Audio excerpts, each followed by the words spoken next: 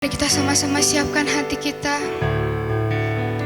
untuk menyembah Dia lebih lagi, menyatakan bahwa Dialah Allah satu-satunya di hidup kita. Amin. Mari nyatakan dengan sungguh-sungguh dari hatimu. Dengan segenap hati dan jiwaku, ku datang padamu dalam kerinduan. Kasih-Mu yang sanggup mengubahku dan menguatkanku dalam pengharapan. Yesus, Engkaulah permata hatiku. Ini sembah kami ya Tuhan. Dunia tak dapat menggantikan-Mu. Kemuliaan-Mu tercurah bagiku, menjadikanku indah dan semakin indah bagi-Mu. Hanya Kaulah permata hati di hidup kami ya Tuhan. Mari kita nyatakan. Dengan segenap hati dan jiwaku, ku datang padamu dalam kerinduan. Kasih-Mu yang sanggup mengubahku dan menguatkanku dalam pengharapan. Yesus, Engkaulah permata hatiku. Dunia tak dapat menggantikan-Mu.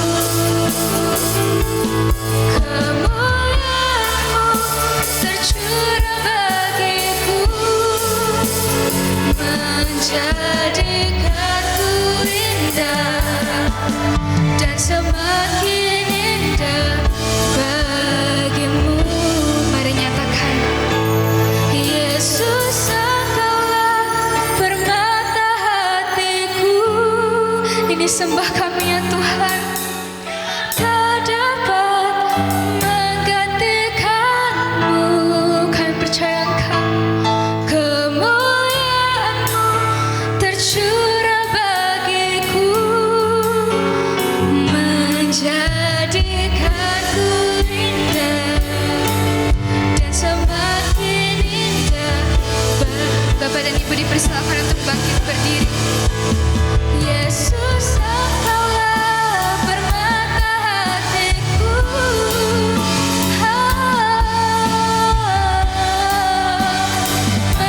Menggantikan-Mu. Kemuliaan-Mu tercurah bagiku, menjadikanku indah dan semakin indah bagimu. Jadikanku indah dan semakin indah bagimu. Jadikanku indah dan semakin indah bagimu.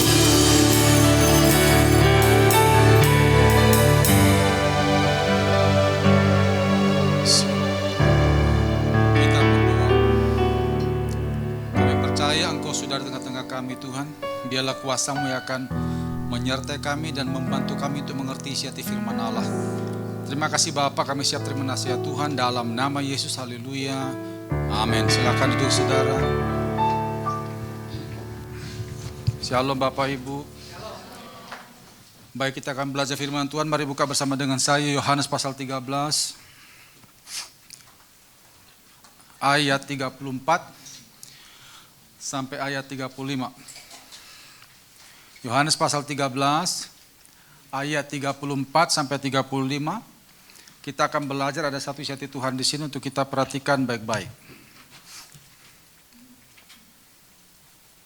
Yohanes pasal 13 ayat 34 sampai 35. Demikian firman Tuhan, saya bacakan. Aku memberikan perintah baru kepada kamu, yaitu supaya kamu saling mengasihi. Sama seperti aku telah mengasihi kamu, demikian pula kamu harus saling mengasihi. Dengan demikian semua orang akan tahu bahwa kamu adalah murid-muridku, yaitu jikalau kamu saling mengasihi. Jadi saudara, tanda murid Kristus adalah harus saling mengasihi. Tanpa itu maka kita bukanlah murid Kristus. Nah, bentuk mengasihi itu banyak Bapak Ibu. Contoh, kita misalnya punya teman, kita nasihati, akhirnya dia bisa ngerasa dikuatkan, itu bentuk mengasihi. Kita juga punya teman, mungkin dia lagi pindah rumah, kita bantu usung-usung barangnya, itu juga bentuk mengasihi. Atau juga mungkin kita punya teman, dia lagi kekurangan duit, lalu kita ada berkat, kita bagi ke dia, itu juga bentuk mengasihi. Nah, hari ini kita akan belajar ada satu bentuk mengasihi, yaitu mengampuni. Ini yang gak gampang Bapak Ibu ya. Kalau kita kasih nasihat itu gampang, bantu angkat barang gampang, ngasih duit masih bisa lah. Tapi mengikhlaskan hati kita yang sudah tersakiti untuk mengampuni orang yang menyakiti kita, itu gak gampang. Dan sayangnya banyak anak Tuhan yang masih dia terkungkung dengan kepahitannya. Sampai hari ini dia masih dikuasai kepahitan. Akhirnya itu membuat semua berkat-berkat Tuhan terhambat. Bapak Ibu perhatikan di Alkitab, semua orang kepahitan itu hidupnya gak ada yang bagus loh. Gak ada. Contohnya siapa pertama Bapak Ibu? Yang pertama itu Saul. Saul itu iri hati, lihat siapa? Dengan Daud. Dan lihat bagaimana akhir hidupnya. Begitu dia sakit hati dengan Daud, iri hatilah katakan begitu ya. Lalu akhirnya roh Tuhan meninggalkan dia. Tidak ada pembelaan Tuhan. Sampai akhirnya musuh-musuh dia mau membunuh Saul. Saul gengsi, tidak mau dibunuh oleh musuhnya. Dia minta prajurit untuk tikam dia. Satu pun tidak ada yang mau tikam dia. Akhirnya apa? Dia lemparkan pedang ke atas. Begitu pedang taruh jatuh ke tanah dengan mata pedang begini. Lalu ditimpa. Pak! Itulah mati Saul. Yang kedua siapa? Ahitofel. Ahitofel adalah penasihat Raja Daud dan Absalom. Itu sudah setara nabi. Tapi sayangnya dia kepahitan. Kenapa kepahitan? Karena cucunya pernah diperkosa oleh Daud. Siapa cucunya? Batseba. Nanti bisa baca Bapak Ibu ya. Akibat itu seorang hamba Tuhan dikuasai kepahitan. Dia ingin mengadu domba umat binaannya, yaitu Daud dan Absalom. Absalom itu anaknya Daud. Bayangkan itu hamba Tuhan. Karena hati sudah kotor kepahitan. Dia adu domba umat binaannya sendiri. Tapi gagal rencananya. Dalam 2 Samuel 12 dikatakan dia gantung diri. Itu orang kepahitan. Jadi saudara, siapapun kita hari ini lihat, kalau saudara masih dikuasai kepahitan, hidupmu tidak akan baik. Yang mengerti katakan amin. Nah, makanya kita disuruh Tuhan untuk mengasihi orang lain dengan cara apa? Mengampuni. Hari ini kita akan belajar tentang masalah pengampunan. Karena ini pengajaran kita akan masuk bagian demi bagian agar kita bisa memahaminya secara tertata dengan baik. Kita masuk yang pertama. Kenapa kita sulit untuk mengampuni? Mengapa kita sulit mengampuni? Saya temukan ada 3 alasan. Yang pertama, saat kita mengampuni belum tentu menghapus memori. Saat kita mengampuni belum tentu menghapus memori. Saya mau nanya Bapak Ibu, pada waktu Bapak Ibu mengampuni orang menyakiti saudara, apakah ingatan akan kejadian itu lepas atau hilang dari pikiran saudara? Tidak. Tetap akan teringat, apalagi kalau itu sangat-sangat menyakitkan bagi kita gitu di rumah kita ya. Terus kita mungkin lagi termenung, teringatlah kasus itu, kejadian itu. Itu sakit saudara. Sakit sekali. Nah, sayangnya kita sering dapat pengajaran, kalau betul-betul ngampuni kita harus bisa melupakan. Saya menanya Bapak Ibu, apakah Bapak Ibu masih mengingat kejadian dulu yang pernah menyakiti saudara? Masih kan? Yalah masih lah, gak usah pura-pura lupa saudara ya. Nah, berarti apakah Bapak Ibu belum mengampuni? Kalau ternyata indikatornya tanda orang itu udah ngampuni harus bisa melupakan, saya yakin kita pasti masih mengingat kan? Iyalah, apalagi kalau kejadian itu sangat menyakitkan, pasti kita masih ingat. Apakah itu tanda kita belum mengampuni? Bukan itu. Gini Bapak Ibu ya, fungsi otak kita diciptakan itu adalah sebagai pengingat, itu sudah kodratnya. Kita nggak bisa ingkar itu, kecuali kalau kita tabrakan gegar otak, itu seperti itulah. Tapi setahu saya mengampuni tidak sama dengan hilang ingatan Bapak Ibu ya, itu nggak sama. Saudara, apa tanda kalau kita sudah mengampuni saudara? Apa tanda kalau kita sudah mengampuni? Tandanya adalah rasa sakit di sini sudah tidak ada. Jadi waktu saudara ketemu orangnya tidak lagi terasa, itu udah nggak ada. Kalau masih, berarti saudara belum mengampuni. Iya. Jadi ingatan bisa masih ingat, tapi sakitnya sudah tidak ada. Tapi jujur saudara ya, ini kesulitan pertama kita mengampuni, ingatan itu masih ada. Yang kedua, saat kita mengampuni tidak menjamin kita diperlakukan secara adil dari orang yang kita ampuni. Saat kita mengampuni tidak menjamin kita diperlakukan secara adil dari orang yang kita ampuni. Adil itu gini saudara. orang jahat dihukum itu adil. Kita berbuat baik pada seseorang lalu orang itu kembali berbuat baik pada kita, itu adil. Impas satu-satu. Amin saudara ya. Nah saya menanya Bapak Ibu, pada waktu kita mengampuni, bukankah itu perbuatan baik? Amin. Nah sekarang jadi pertanyaan, perbuatan baik apakah yang kita terima dari orang yang kita ampuni? Ada? Mana ada? Cuek dia. Masih mending kalau hari ini kita ngampuni, besok dia kirim parcel, itu enak. Atau hari ini kita ngampuni, besok dia transfer duit, itu enak. Ini mana ada? Kita tidak dapat perlakuan adil dari orang kita ampuni, nggak ada. Itu yang kedua. Yang ketiga, kenapa kita sulit mengampuni? Saat kita mengampuni, tidak menjamin adanya perubahan sikap dari orang yang kita ampuni. Saat kita mengampuni, tidak menjamin adanya perubahan sikap dari orang yang kita ampuni. Saya menanya Bapak Ibu, orang yang sudah nyakiti kita, begitu kita ngampuni, apa dia bertobat? Apa jadi baik? Mana? Menjadi-jadi ya. Yang lebih parah ini gini ya, yang lebih parah ya. Hari ini kita ngampuni, besok diulangi lagi. Apa nggak naik darah tinggi kita? Iya. Lalu yang menjadi pertanyaan saudara, dasar kita ngampuni itu apa? Sudah kejadian itu nggak lepas dari otak kita, tambah lagi dia juga cuek, tambah lagi diulangi lagi itu. Terus dasar kita itu ngampuni apa? Ada dua. Yang pertama, Lukas 6 ayat 37. Ini dasar firman Tuhan kenapa kita mesti mengampuni. Lukas 6 ayat 37. Kita mengampuni bukan supaya kita dibaikin. Kita mengampuni bukan supaya orang itu bertobat, tidak. Yang pertama, kenapa kita mesti mengampuni? Lukas 6 ayat 37. Janganlah kamu menghakimi, maka kamu pun tidak akan dihakimi. Dan janganlah kamu menghukum, maka kamu pun tidak dihukum. Ampunilah, dan kamu akan diampuni. Ampunilah, itu perintah. Ampunilah dan kamu akan diampuni. Yang pertama, kenapa kita harus mengampuni? Karena itu perintah Tuhan. Saya mau tegaskan Bapak Ibu ya, mengampuni bukan saran, mengampuni bukan himbauan, mengampuni bukan ajakan, mengampuni bukan pilihan. Kita nggak disuruh milih, mengampuni adalah perintah. Jadi kalau dikatakan perintah, suka tidak suka, rela tidak rela, sudah siap apa tidak, saudara harus lakukan itu. Itu namanya perintah. Yang setuju katakan amin. Perintah itu bukan untuk ditawar, itu hanya untuk dilakukan. Jadi kita mesti mengampuni kenapa? Itu perintah. Lalu yang kedua, Kolose 3 ayat 13. Kolose 3 ayat 13. Mengapa saya harus mengampuni? Kolose 3 ayat 13 dikatakan di sana. Sabarlah kamu seorang terhadap yang lain dan ampunilah seorang akan yang lain. Apabila seorang menaruh dendam terhadap yang lain, sama seperti Tuhan telah mengampuni kamu, kamu perbuat jugalah demikian. Kenapa kita mesti mengampuni? Yang kedua, karena kita sudah diampuni. Karena kita sudah diampuni. Saudara, sebelum saya lanjut, saya tambahkan begitu Bapak Ibu ya.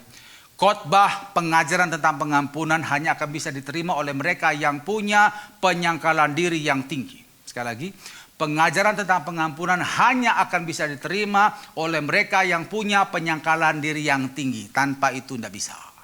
Lukas 9 ayat 23 dikatakan apa di sana? Barang siapa mau ikut aku, dia harus sangkal diri. Apa arti sangkal diri Bapak Ibu? Arti sangkal diri adalah mengabaikan dirinya. Dia berkata bahwa aku bukanlah milikku, tapi milik Tuhan. Itu namanya sangkal diri.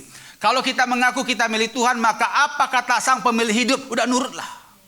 Itu namanya sangkal diri. Gak usah banyak bantah. Saya kalau begini Bapak Ibu bukan berarti kita nggak pernah mengalami susah ya. Saya pernah. Saya dulu waktu tahun 2000 itu hampir DO. Saya kuliah saudara ya. Gara-gara waktu itu bapak saya ditipu. Uangnya dibawa lari sama temannya. Karena habis pensiun itu bawa lari sama orang temannya itu uang pensiunnya, uang jual rumah segala macam, habis lah banyak. Masuk rumah sakit bapak saya. Terus saya diminta, akhirnya saya ke Jakarta. Nemani mama saya juga situ dampingi bapak di rumah sakit. Akhirnya udah sembuh, udah mulai baikan lah pulang ke rumah. Terus bapak saya bilang gini, Son, kayaknya kau nggak bisa lagi lanjut kuliah nak. Kenapa Pak? Nggak ada, uang kita habis sudah. Uang semua pensiun kita, semua jual rumah kemarin udah habis sudah.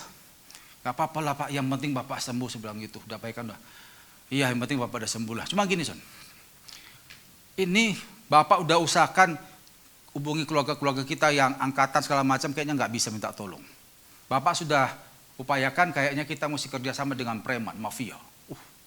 Nanti kita akan bagi persenannya, mungkin 70-30 atau 60-40. Saya terdiam saudara. Waduh. Jadi gini, ini ada 3 preman nih. Jadi kau doa tanya sama Tuhan, kira-kira Tuhan pilih mana 3 preman ini gitu. Saking stresnya bapak saya dulu. Mana mungkin Tuhan pilih itu Bapak Ibu ya. Cuma saya iya karena iya. Cepat kau doa ya, tanya sama Tuhan ya. Iya. Akhirnya gak lama saya pulang ke Surabaya dulu Bapak Ibu ya. Sepanjang perjalanan saya juga sharing sama tim saya. Ya apa jawabnya ini ya. Ya udah pasti Tuhan bilang gak akan mungkin kerjasama Bapak Ibu ya. Coba ngomongnya ini loh. Akhirnya sudah saya sharing sama teman-teman, tim saya. Akhirnya bilang udah Bapak mantapkan saya, katakan gak usah lah. Oke lah. Saya juga doa, sudah dapat pernyataan Tuhan. Saya telepon Bapak saya. Jadi teleponnya dari Surabaya, Bapak saya di Jakarta. Pak, nah gimana? Yang mana kata gitu. Jadi gini Pak ya, kita sudah doa, tim juga sudah doa. Jadi Roh Kudus katakan, ampuni, lepaskan. Bapak saya langsung keluar gaya medannya. Pakai otak kok. Kau pikir tuh cari uang tuh gampang. Keluarlah babi anjing semua. Terus dia banting, itu kan telepon rumah. Saya sampai jas. Saya dalam hati bilang sama Tuhan, Tuhan tolong jaga jantung bapakku Tuhan. Jangan sampai jatuh, aduh. Karena saya khawatir jantungnya saudara. Betul, itu saya telepon siang, sorenya mama saya telepon nangis sohon. Bapak masuk rumah sakit lagi. Aduh, berangkat lagi saya ke rumah sakit saudara. Saya ke rumah sakit lagi, saya temani bapak saya ada semingguan itu. Cuma saya doa Tuhan jangan sampai urusan mafia. Aku patahkan, hancurkan dalam nama Yesus. Saya bersyukur saudara selama seminggu tidak ada pembahasan mafia. Akhirnya bapak saya pulang, sampai di rumah juga nggak ada pembahasan itu. Saya pulang ke Surabaya. Saya mau nanya Bapak Ibu, apakah uangnya kembali? Mana? Hilang gitu saja. Tapi saya bersyukur Bapak saya sembuh dan saya bisa lulus ujian dengan kuasa Tuhan. Itu yang penting. Kami lakukan itu kenapa? Itu perintah. Yang kedua apa? Karena saya sudah diampuni. Yang setuju katakan amin. Jadi makanya saudara, kita mengampuni kenapa? Itu perintah, bukan pilihan. Itu perintah. Hanya bisa dilakukan dan tidak bisa ditawar. Yang kedua, karena kita sudah diampuni. Nah sekarang kita masuk poin selanjutnya. Model pengampunan. Saya temukan ada 2 cara anak Tuhan dalam mengampuni. Yang pertama, mulutnya mengampuni tapi hatinya ngempot. Mulutnya manis tapi hatinya ada kayak gitu. Itu bom waktu. Buka Kejadian 4. Kejadian 4, kita lihat contoh Kain dan Habel. Kejadian 4. Di gereja soalnya masih ada Bapak Ibu ya, tapi saya kan di sini nggak Bapak Ibu nggak ada. Tempat lain lah. Ada yang kayak gitu soalnya. Dia dalam hati berkata, omongnya bagus, nggak apa-apa udah selesai kok, udah lama. Tapi hatinya, lihat kalau nanti, ada. Kejadian 4 ayat yang kelima, coba lihat saudara. Tetapi Kain dan korban persembahannya telah tidak diindahkannya. Lalu hati Kain menjadi apa saudara? Sangat panas, bukan panas ya, sangat panas. Dan mukanya muram. Lompat ayat 8. Kata Kain kepada Habel adiknya, marilah kita pergi ke padang. Ketika mereka ada di padang, tiba-tiba Kain memukul Habel adiknya itu lalu membunuh dia. Kita sudah tahu kisah ini bersama Bapak Ibu ya. Persembahannya Kain tidak diterima Tuhan, Habel yang terima. Akhirnya Kain marah sama Habel. Kan terbalik ya, harusnya dia marah ke Tuhan toh. Kok marah ke adiknya itu loh. Nah akhirnya dia ajak adiknya ke padang. Itu ke ladang saudara ya. Ingat saudara ya, dulu itu nggak ada Gojek ya, nggak ada. Taksi nggak ada. Jadi mereka tuh berangkat dari rumah ke ladang tuh jalan kaki. Bayangkan, katakanlah perjalanan tuh dari rumah ke ladang itu setengah jam atau 1 jam lah. Bayangkan selama perjalanan 1 jam, si Kain bisa ngobrol enak ke adiknya loh Habel. Bayangkan tuh, pinter sandiwara dia. Selama 1 jam ngobrol enak. Tapi begitu sampai di tempat yang sudah direncanakan langsung dia tikam saudara. Di jemaat Tuhan banyak loh gitu, mulutnya bagus tapi saya pernah saudara sebelum COVID ada ngisi persekutuan doa daerah Juanda sana. Saya ngisi baru 2 kali di situ, jadi kurang memahami, kurang begitu kenal sama jemaat sana karena baru 2 kali saudara ya. Nah ternyata di situ ada 2 orang ibu-ibu musuh bebuyutan. Nah saya khotbah di sana saudara ya. Waktu khotbah kan ada kelihatan Bapak Ibu, apalagi waktu pujian penyembahan. Semua kelihatan kayak malaikat semua. Nah waktu pas saya udah habis selesai khotbah, terus pas mau doa penutup, saya katakan, mari Bapak Ibu kita bangkit berdiri, karena kan lesehan, bangkit berdiri. Nah, kalau kita karismatik, waktu terima berkat kan, katakan begini Bapak Ibu ya. Nah rupanya 2 orang ibu-ibu yang memusuh buyutan ini, duduk pas di samping-sampingnya saudara, bersama, sampai gitu loh. Nah waktu 2 berkat kan buka tangan begini, senggolan, buang. Lalu jambak-jambak, doa berkat jadi tertunda. Saya sama pengurus akhirnya, udah bos, sudah, lempar-lempar aku. Padahal tadi dua orang ini bahasa rohnya paling tinggi loh. Karena kebetulan pada samping saya itu. Itu berarti apa saudara? Mulutnya manis tapi hatinya Ya, saya harap di sini nggak ada bapak ibu yang nggak ada. Ya, itu yang pertama. Mulut memaafkan tapi hatinya tuh ngempet. Yang kedua, memaafkan dengan tuntas tanpa batas. Ini baru anak Tuhan. Buka di dalam Matius 18 ayat 21 sampai 22. Matius 18 ayat 21 sampai 22. Memaafkan atau mengampuni dengan tuntas tanpa batas. Ini baru yang baik. Matius 18 ayat 21 sampai 22. Dikatakan di sana, kemudian datanglah Petrus dan berkata kepada Yesus, Tuhan, sampai berapa kali aku harus mengampuni saudaraku jika ia berbuat dosa terhadap aku? Sampai 7 kali kah? Yesus berkata kepadanya, bukan. Aku berkata kepadamu bukan sampai 7 kali, melainkan sampai 70 kali 7 kali. Tuhan Yesus berkata, kalau kita mengampuni harus 70 kali 7 kali. Kalau dalam hitungan matematika itu berapa saudara? 490 kali. Saya mau nanya saudara, adakah orang berbuat salah ke kita 490 kali satu hari? Gak ada. 1 bulan? Setahun? 10 tahun? Seumur hidup pun tidak ada. Ini hanya ilustrasi saja. Kalau ngampun itu jangan dibatasi. Amin. Berapa kali orang itu nyakiti, sekian kali juga kita mesti mengampuni. Yang setuju tepuk tangan bagi Tuhan. Ada orang berkata, Pak kalau gitu enak dong orang yang bikin salah ke kita. Oh tidak. Nanti kita akan tahu orang yang betul-betul tulus mengampuni, Tuhan akan bela orang itu. Tuhan tidak akan membiarkan anaknya dipermainkan. Tidak. Dia adalah Allah yang hidup Bapak Ibu. Amin. Yang penting apa? Tugas kita mengampuni. Nanti pembalasan itu adalah haknya Tuhan. Amin. Yang penting kita mengampuni dengan tuntas tanpa batas. Yang setuju katakan amin. Nah sekarang kita masuk yang terakhir. Apa dampak kalau kita mengampuni seperti yang Tuhan kehendaki? Ada 3. Yang pertama, mari buka Matius 6. Matius 6 ayat 14 sampai 15. Kita memang hari ini banyak buka ayat saudara ya, ini pengajaran. Apa dampak kalau kita mau mengampuni seperti yang Tuhan perintahkan? Ada 3. Yang pertama, Matius 6 ayat 14 sampai 15. Dikatakan di situ, karena jikalau kamu mengampuni kesalahan orang, Bapamu di sorga akan mengampuni kamu juga. Tetapi jikalau kamu tidak mengampuni orang, Bapamu juga tidak akan mengampuni kesalahanmu. Yang pertama, kalau kita mau mengampuni orang lain seperti yang Tuhan perintahkan, maka dosa kita akan diampuni. Dosa kita akan diampuni. Kini Bapak Ibu ya saya mau tegaskan. Zaman sekarang ini ada banyak orang yang menganggap remeh masalah dosa. Apa itu dosa? Semua orang juga berdosa Pak Pendeta. Wajarlah, Tuhan juga ngerti. Anggap remeh. Karena dianggap remeh akhirnya mereka bikin dosa pun juga gak merasa bersalah. Itu bahaya Bapak Ibu. Saya mau beritahu saudara ya. Dosa adalah penghalang berkat yang tidak kelihatan. Sekali lagi, dosa adalah penghalang berkat yang tidak kelihatan. Seandainya itu kelihatan, saya yakin kita akan berpikir beribu kali sebelum bikin dosa. Masalahnya tidak kelihatan, kita berkata, gak apa-apa. Saya di bagian konseling pelepasan Bapak Ibu sudah 30 tahun lebih. Jadi saya nangani banyak kasus-kasus kena santet, kanker segala macam. Itu banyak gara-gara apa? Kepahitan. Ya. Begitu mereka mengampuni, kepahitannya hilang, gak jadi operasi. Santetnya hilang. Sudah jangan anggap penting masalah kepahitan. Oh, udah berapa banyak kita tangani. Yang terakhir saya doakan rumah sakit Darmo saudara ya. Itu ibu sakit sakit kanker 12 tahun. Kenapa? Kepahitan. Kebetulan kan saudaranya teman saya yang mbak Tuhan juga, Pak Nason tolong doakan adik saya Pak. Udah capek kita, nasihati. Akhirnya saya ke sana. Saya bilang, ibu sebenarnya mau diampuni, disembuhkan Tuhan. Tapi ada kepahitannya masih nyantol di situ. Mau berapa lama ibu simpan itu? Apa ibu mau keluar masuk rumah sakit begini? Kok tahan ya, saya bilang gitu. Ampuni aja lah. Sebab dia diam saudara ya. Rupanya apa itu kepahitan udah 10 tahun lebih itu. Gak tahu dengan siapa itu, gak ngerti kita. Ibu ampunilah, gak ada gunanya Bu, capek suami lo, jaga bolak-balik, Anda juga kasihan. Akhirnya dia diam, saya bilang, Bu saya minta tolong ya supaya kedatangan saya gak sia-sia. Ibu coba doa dalam hati hari ini, ampuni orang itu sungguh-sungguh. Gak usah sebut namanya lah, yang penting ibu ngomong sama Tuhan. Dia doa saudara sampai nangis itu.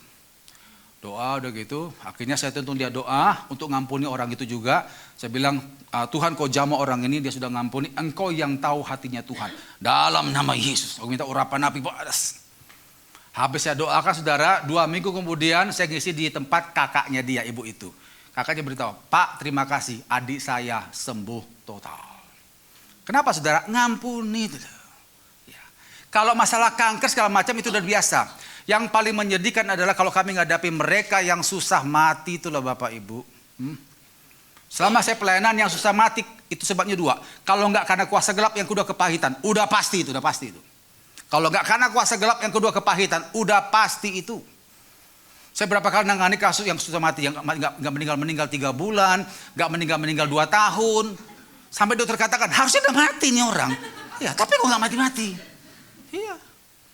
Ada satu saudara, ada teman saya saudara ya, ada jemaat itu minta tolong doakan saya. Sampai akhirnya dokter bilang udahlah bawa pulang aja daripada uang kalian habis. Bawa pulang aja, kasih makan aja mama enak-enak. Terus akhirnya teman saya WA telepon saya, Pak Naso minta tolong Bapak bisa nggak jadi penengah antara mama saya sama adik-adik saya. Kayaknya mama saya ini susah berangkat karena ada yang belum dibereskan Pak. Oh ya, akhirnya saya datang ke sana.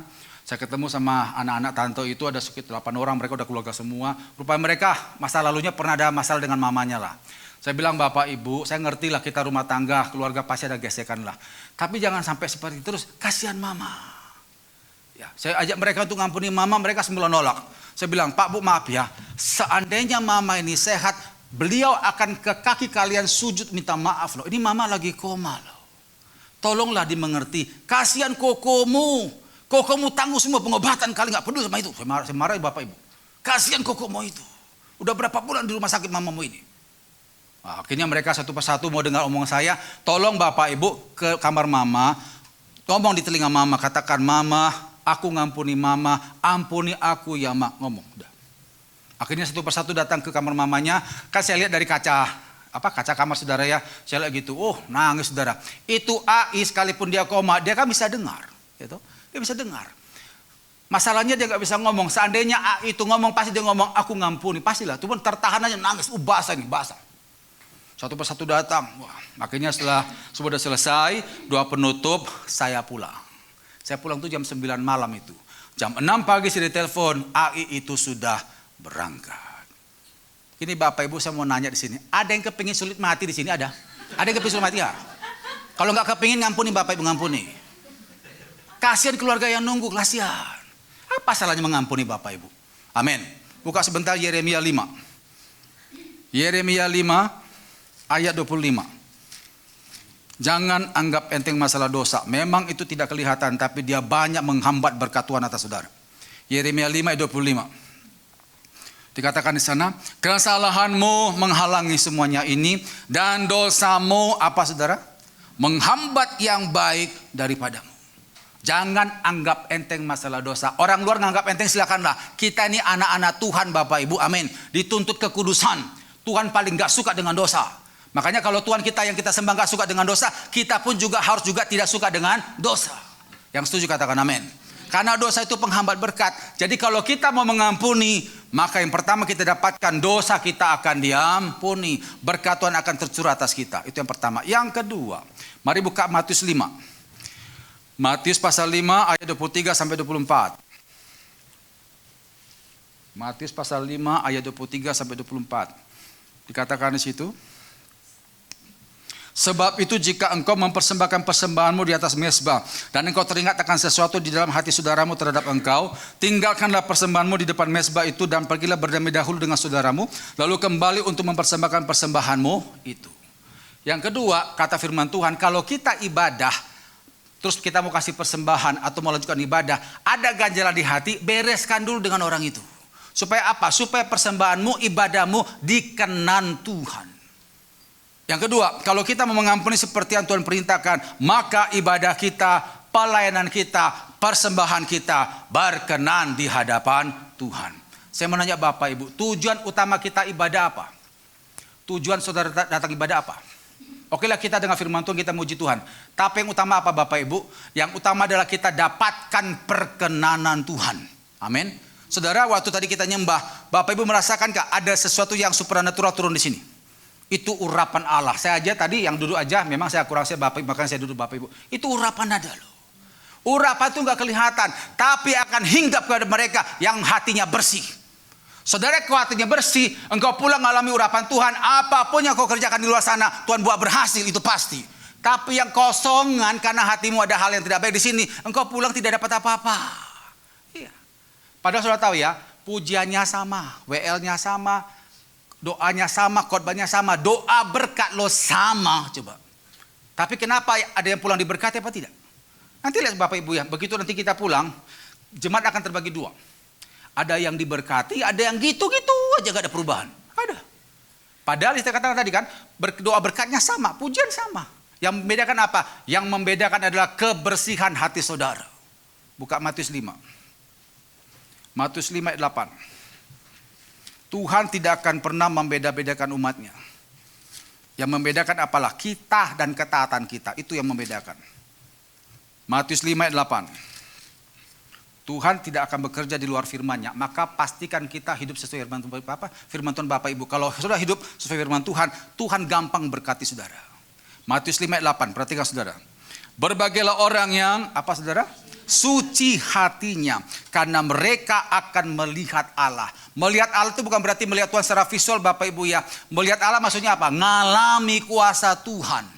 Itu terjadi kepada mereka yang suci hatinya. Makanya saudara, kalau saudara ingin pulang dapatkan berkat Tuhan, ampuni orang menyakiti hati saudara. Hari ini kan saya tidak tahu saudara ada kepahitan apa tidak. Tapi kalau hari ini Tuhan menegur saudara, ampunilah.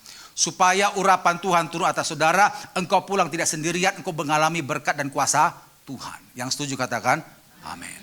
Yang ketiga, yang terakhir, kita akan dapatkan pembelaan Tuhan. Jadi yang pertama, dosa kita diampuni. Yang kedua, ibadah kita berkenan di hadapan Tuhan. Yang ketiga, kita dapatkan pembelaan Tuhan. Saudara, pembelaan Tuhan itu ada dua. Jadi orang yang menyakiti kita, kalau kita mengampuni orang itu, ada dua perlakuan Tuhan terhadap orang menyakiti kita. Yang pertama, orang itu bisa diubah menjadi teman baik kita. Buka Amsal 16 ayat 7. Amsal 16 ayat 7. Kita hanya mengampuni, mendoakan dan jadi berkat.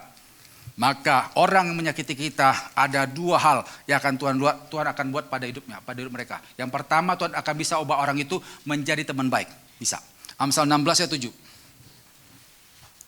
Amsal 16 ayat 7 dikatakan di situ.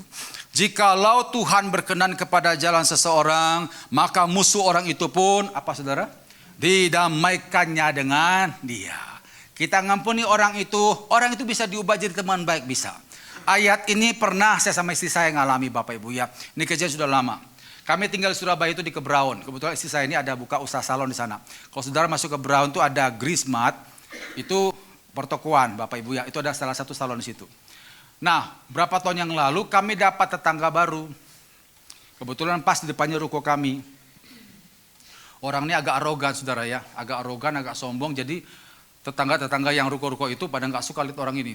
Jadi begitu masuk situ, tuh bikin aneh-aneh. Ya. Keset kita diambil tuh jadi kesetnya dia tuh. Terus kita punya anduk kan selalu kan pakai anduk Bapak Ibu. Diambil jadi kenlapnya dia tuh. Nggak pamit-pamit itu. Sampai istri saya ngomong sama saya, bang itu gimana tuh tetangga kok kurang ajar betul ya. Saya mati, kok ada aja masalah ya. Tambah lagi saudara pernah waktu saya jemput istri saya langsung ketemu orangnya. Terus pelototin saya gini. Nantang-nantang minta dipukul, bilang ini orang kok nggak tahu diri gitu ya. Sudah badannya kecil, tak bisa aja Bapak Ibu ya. Cuman masalah kita pendeta nggak bisa pukul orang toh. Kalau pendeta bisa pukul orang tak pukul bubuk gitu. Orang badannya kecil kok. Cuma dalam hati ada apa orangnya. Saya biarkan aja dia pelotot begitu. Udah saya jemput istri saya, pulang sampai di rumah saya doa. Saya bilang Tuhan kami punya tetangga kayak gini ya penghadapinya. Terus saya dapat suara gitu saudara ya. Beli susunya. Dia jual susu herbal saudara ya. Akhirnya saya bilang sama istri saya, coba kau besok beli susunya ya. Istri saya bilang, kok enak ya. Udah anduk kita diambil, keset kita diambil, beli lagi susunya kok enak-enak dia gitu. Udahlah saya bilang, udah beli. Saudara tahu sejak kami beli susunya, jadi teman baik kami sampai hari ini. Malah dia yang paling baik dari semua orang-orang di ruko itu Bapak Ibu. Iya. Pernah waktu itu waktu ketemu mau jemput istri saya ketemu dengan Bapak itu. Gimana Bapak pendeta? Jadi sopan sekali. Jadi gini Bapak Ibu ya, kalau ada orang jahati kita, jangan langsung kita balas dengan kejahatan. Doakan saja. Siapa tahu bisa jadi teman baik. Yang setuju tepuk tangan bagi Tuhan. Karena tugas kita adalah mendoakan jadi berkat. Amin Bapak Ibu, itu yang pertama. Tuhan bisa ubah orang itu jadi teman baik. Atau yang kedua, hancur. Ya. Orang-orang seperti ini adalah orang-orang yang kalau kita sudah baikin, kita sudah doakan, tapi makin lama habis pasti. Allah yang kita sembah adalah Allah yang pasti membela anaknya. Amin. Ibrani katakan dia adalah api yang menghanguskan. Yang penting tugas kita adalah mendoakan jadi berkat. Masalah pembalasan itu urusannya Tuhan. Buka Keluaran 23. Keluaran 23. Ayat 20 sampai 22.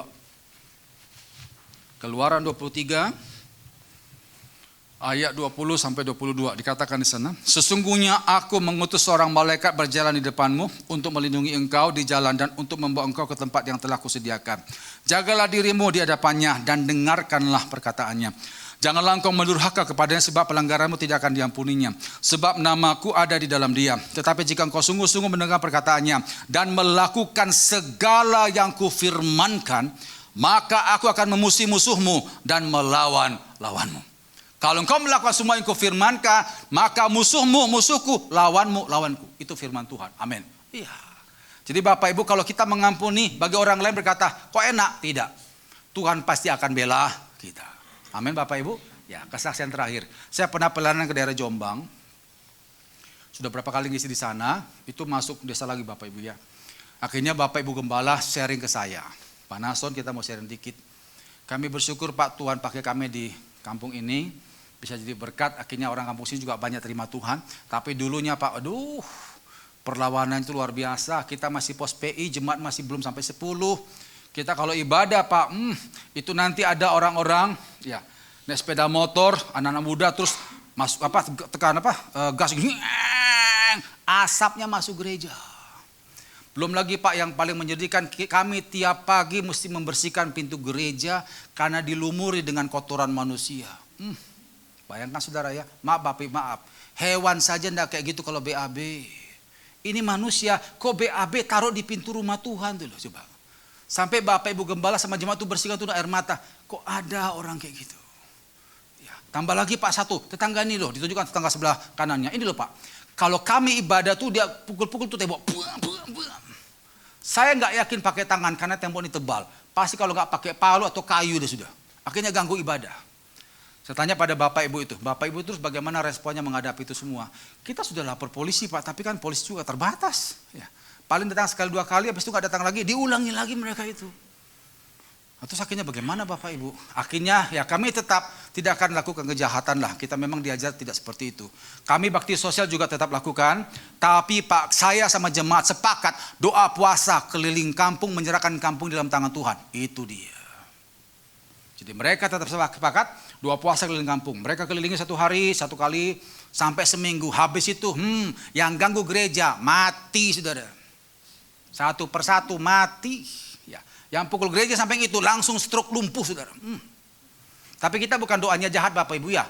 Bukan doa jahat itu gak akan didengar. Tuhan kami disakiti, bikin mereka mampus. Itu gak akan didengar saudara. Mereka doanya bagaimana? Mereka bilang Tuhan kami disakiti. Kita jujur aja depan Tuhan. Tuhan kami disakiti. Kami tidak akan balas Tuhan. Kami akan tetap berbuat baik. Tapi tolong bela perkara kami. Itu dia. Tolong bela perkara kami. Tolong bela gerejamu. Itulah mereka. 1 persatu mati. Dan akhirnya apa? Gereja itu gak diganggu lagi oleh mereka sampai hari ini. Karena gereja itu kepalanya adalah Yesus Kristus Tuhan. Tepuk tangan bagi Tuhan. Jadi makanya Bapak Ibu kalau kita disakiti gak usah takut. Tugas kita hanya mengampuni. Jadi berkat. Lebih daripada itu Tuhan akan urusan dengan mereka. Ya syukur-syukur jadi teman baik. Kalau mereka makin lama pasti habis. Itu pasti. Karena kita punya Allah yang luar biasa kuat Bapak Ibu. Amin. Tugas kita hanya mengampuni. Nah, saya akan baca yang terakhir Bapak Ibu ya, kesimpulan. Kesimpulan hanya 3. Yang pertama, mengampuni bukanlah saran, bukan ajakan, bukan anjuran, bukan pilihan, tapi perintah. Kesimpulan yang kedua, ada berkat bagi yang mengampuni dan tersedia kutuk bagi yang tidak mau mengampuni. Kesimpulan yang ketiga, Tuhan sudah menerima dan mengampuni kita tanpa syarat. Maka kita wajib melakukan hal yang sama terhadap sesama kita. Kita tundukkan kepala, kita berdoa. Dengan sikap doa masing-masing datang pada Tuhan. Biarkan keyboard mengiringi lembut saat teduh kita sejenak. Jemaat tundukkan kepala, tutup mata. Pada waktu saudara tundukkan kepala dan tutup mata, di situ hanya engkau dan Tuhan yang ada. Tidak ada orang lain di sana. Situlah kita harus jujur di hadapan Tuhan. Apakah di hati kita masih ada terganjal sesuatu yang menyakitkan? Karena kita belum mengampuni orang yang pernah menyakiti kita. Itu hanya Engkau dan Tuhan yang tahu, Bapak Ibu, orang lain tidak ada. Yang jadi pertanyaan hari ini adalah, sampai kapan engkau simpan kepahitan itu, saudara? Mau sampai kapan? Ingat firman Tuhan, semua orang yang masih simpan kepahitan itu tidak akan diampuni dosanya. Kalau dosa saudara nggak diampuni, bagaimana Tuhan bisa berkati engkau? Tuhan hanya akan memberkati mereka yang hatinya bersih, yang mau mengampuni seperti Tuhan sudah mengampuni kita. Kalau kita lihat diri kita, apakah kita lebih baik daripada orang yang menjahati kita? Kita semua sama. Sama hinanya, sama bejatnya, kita semua sama. Tapi Tuhan ngampuni kita. Tuhan terima kita. Bahkan Tuhan pakai kita, berkati kita. Maka sudah selayaknya kita juga mengampuni sesama seperti itu, Bapak Ibu. Kita mengampuni karena kita sudah diampuni. Ingat Bapak Ibu, ada banyak rencana Tuhan yang indah, berkat Tuhan yang luar biasa, tertunda tercapai atas saudara karena kau masih simpan kepahitan. Mau berapa lama kau simpan itu? Ampunilah, maka engkau akan diampuni. Dan kuasa Allah akan memberkati engkau luar biasa. Ampunilah, maka ibadahmu berkenan di hadapan Tuhan. Engkau pulang dapatkan urapan Tuhan, apapun yang kau kerjakan Tuhan buat berhasil. Ampunilah, maka engkau akan mengalami pembelaan Tuhan yang luar biasa. Tuhan, kau melihat setiap anak-anakmu yang tundukkan kepala berdoa. Hamba yakin dan percaya pasti ada dari kami Tuhan yang masih terluka hati kami oleh seseorang. Tuhan, kami minta ampun kalau kami sampai hari ini masih belum mengampuni. Tapi hari ini kami berjanji Tuhan, kami mau mengampuni. Karena itu adalah perintah Tuhan. Kami harus lakukan, bukan untuk ditawar. Kami harus mengampuni karena kami sudah diampuni. Hambanya bisa berdoa, bila setiap anak-anakmu Tuhan yang mungkin alami luka batin hari ini, berikan mereka kekuatan ekstra daripada Engkau Roh Kudus, sehingga mereka boleh menjaga hati mereka bersih di depan Engkau. Dalam nama Yesus. Dalam nama Yesus. Sehingga mereka ibadah tidak sia-sia waktu pulang. Urapan Tuhan menyertai mereka Tuhan. Doa-doa mereka tidak ada yang terputus, semua terjawab karena Kau mendengar doa-doa yang punya hati bersih di depan Engkau. Terima kasih Bapa. Hamba sudah sampaikan apa yang Tuhan mau, dan hamba sangat-sangat terbatas. Hamba serahkan kembali kepada Engkau, Allah Roh Kudus yang tidak terbatas. Teruskan firman-Mu, sempurnakan penyampaiannya, materaikan firman-Mu ya Tuhan, dan berkati kami semua. Di dalam nama Yesus. Haleluya. Amin. Tepuk tangan bagi Tuhan.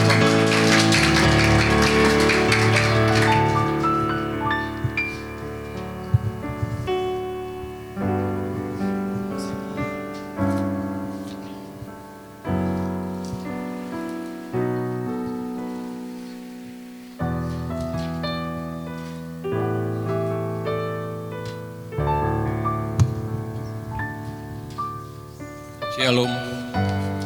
Atas nama GB Hope, kami mengucapkan terima kasih untuk pelayanan Bapak Pendeta Nason. Tuhan Yesus memberkati Pak. Saya langsung kepada pengumuman bagi saudara yang ingin memberikan persembahan dan bisa mengambil amplop yang ada di depan saudara dan memasukkannya ke kotak persembahan di pintu keluar setelah ibadah ini selesai. Dan ibadah online dapat diakses nanti sekitar pukul 1 siang dan linknya akan diinformasikan melalui grup WA gereja. Dan untuk membangun keintiman dengan Tuhan, gereja mengajak semua jemaat untuk menyembah Tuhan di rumah masing-masing setiap pukul 8 malam. Saudara bisa mengajak seluruh anggota keluarga terlibat di dalam penyembahan. Doa malam diadakan hari Rabu pukul 7 malam dan dimohon hadir 15 menit sebelumnya. Komsel GB Hope di minggu ini diliburkan untuk sementara waktu karena akan ada ibadah di hari Jumat. Kami undang Bapak Ibu untuk bangkit berdiri. Kita tutup ibadah pagi ini dengan doa. Terima kasih Tuhan. Bapa di dalam surga, terima kasih Tuhan buat setiap waktu kesempatan yang masih Engkau berikan pada setiap kami. Hingga kami dapat berhimpun dalam keadaan yang baik tempat ini Tuhan. Kami boleh memuji dan menyembah-Mu bersukacita Tuhan. Makasih buat tuntunan-Mu yang disampaikan oleh hamba-Mu. Mari Engkau memberikan setiap kami Tuhan kasih karunia untuk mampu bagi setiap kami punya hati yang dipenuhi belas kasih Tuhan. Hati yang mengasihi dan hati yang mau mengampuni. Makasih Bapa, Roh Kudus berkaryalah atas hidup setiap kami, pagi hidup kami Tuhan. Kami berdoa buat Pendeta Nason, berkati beliau, berkati pelayanannya, pakai hidupnya lebih lagi untuk memuliakan-Mu Tuhan. Makasih Tuhan Yesus, berkati istrinya, berkati gembala kami, hati hamba, hati Bapa senantiasa Engkau taruh di dalam hidupnya, memimpin segenap umat-Mu, GB Hope, hamba-hamba-Mu melayani di GB Hope menjadi pribadi yang Engkau mau Tuhan.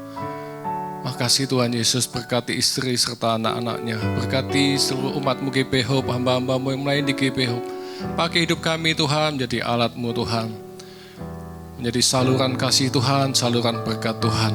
Makasih Tuhan Yesus, Engkau pimpin hidup kami Tuhan, hidup di dalam kebenaran firman Tuhan sepenuhnya, mengenal Yesus lebih dalam, mengasihi dan melakukan apa yang menjadi kehendak-Nya. Kami berdoa untuk Indonesia, berkati Indonesia Tuhan, hujani Indonesia dengan pertobatan serta keselamatan yang daripada-Mu Tuhan. Nyatakan kemuliaan-Mu atas Indonesia Tuhan. Berkati segenap pemimpin-pemimpin bangsa ini Tuhan, beri hati yang takut akan Tuhan, berintegritas, berhikmat, agar setiap keputusan kebijaksanaan ini dibuat, semuanya boleh mensejahterakan rakyat Indonesia. Berkati persembahan kami Tuhan, pakai Tuhan untuk memperlebar, memperluas kerajaan-Mu di muka bumi. Sebentar kami boleh pulang, kami akan menerima berkat daripada-Mu Tuhan. Mari kita angkat tangan kita. Diberkatilah engkau berlimpah-limpah dengan segala yang terbaik dari Allah Bapa, kasih-Nya yang sempurna di dalam Yesus Kristus, serta kekuatan, pertolongan, dan penghiburan dari Roh Kudus memampukan engkau untuk menghidupi segenap kehendak Allah. Yang sudah menerima semuanya itu sama-sama kita katakan, amin. Selamat siang, Tuhan memberkati.